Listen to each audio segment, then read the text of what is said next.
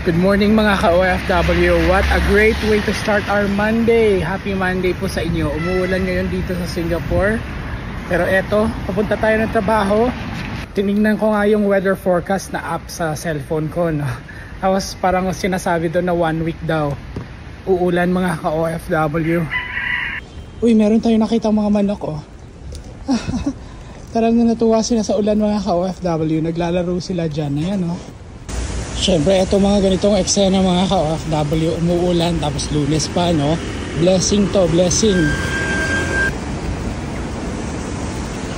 Mga few minutes na lang mga ka-OFW, makakarating na tayo doon sa MRT station.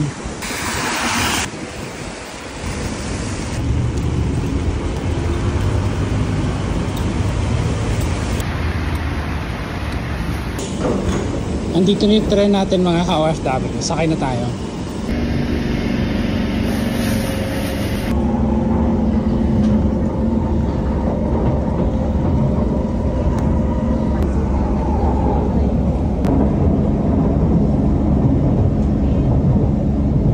Kung nagtatanong kayo mga ka-OFW mga ilang minuto or oras yung nilalakad ko mula bahay papuntang opisina, mga halos 45 minutes mga ka-OFW, 45 minutes to 1 hour. Araw-araw yun ang eksena natin dito. Kakalabas lang natin sa tren mga ka-OFW. Ngayon lalabas tayo ng MRT station.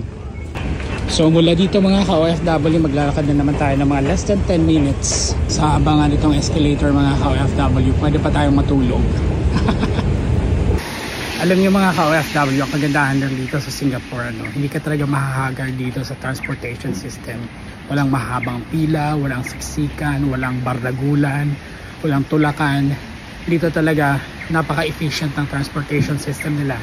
Kaya kahit nabasa yung kilikili ko habang naglalakad mula sa bahay papunta ng trabaho, okay lang mga ka-OFW.